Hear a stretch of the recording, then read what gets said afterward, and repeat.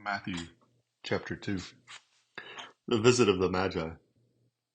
Now after Jesus was born in Bethlehem of Judæa, in the days of Herod the king, Magi from the east arrived in Jerusalem, saying, "Where is he who has been born King of the Jews? For we saw his star in the east and have come to worship him." When Herod the king heard this, he was troubled, and all Jerusalem with him. Gathering together all the chief priests and scribes of the people, he inquired of them where the Messiah was to be born. They said to him, "In Bethlehem of Judæa, for this is what has been written by the prophet. And you, Bethlehem, land of Judah, are by no means least among the leaders of Judah. For out of you shall come forth a ruler who will shepherd my people Israel." Then Herod secretly called the Magi and determined from them the exact time the star appeared. And he sent them to Bethlehem and said, "Go and search carefully for the child.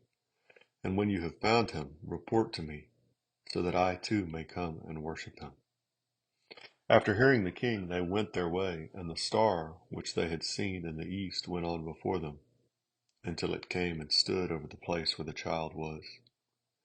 When they saw the star, they rejoiced exceedingly with great joy. After coming into the house, they saw the child with Mary his mother, and they fell to the ground and worshipped him. Then opening their treasures, they presented to him gifts of gold, frankincense, and myrrh. And, having been warned by God in a dream not to return to Herod, the Magi left for their own country by another way. The flight to Egypt. Now when they had gone, behold, an angel of the Lord appeared to Joseph in a dream and said, "Get up, take the child and his mother and flee to Egypt, and remain there until I tell you, for Herod is going to search for the child to destroy him." So Joseph got up and took the child and his mother while it was still night and left for Egypt.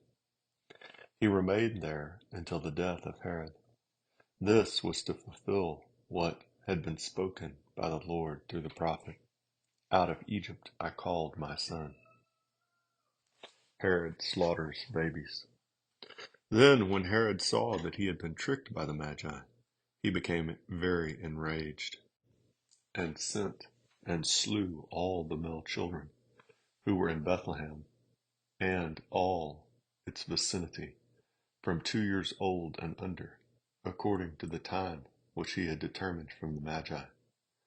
Then what had been spoken through Jeremiah the prophet was fulfilled. A voice was heard in Ramah, weeping and great mourning, Rachel weeping for her children, and she refused to be comforted, because they were no more. But when Herod died, behold, an angel of the Lord appeared in a dream to Joseph in Egypt and said, "Get up, take the child and his mother, and go into the land of Israel, for those who sought the child's life are dead." So Joseph got up, took the child and his mother, and came into the land of Israel. But when he heard that Archelaus was reigning over Judah in place of his father Herod, he was afraid to go there. Then, after being warned by God in a dream, he left for the regions of Galilee, and came and lived in a city called Nazareth. This was to fulfill what was spoken through the prophets: "He shall be called a Nazarene."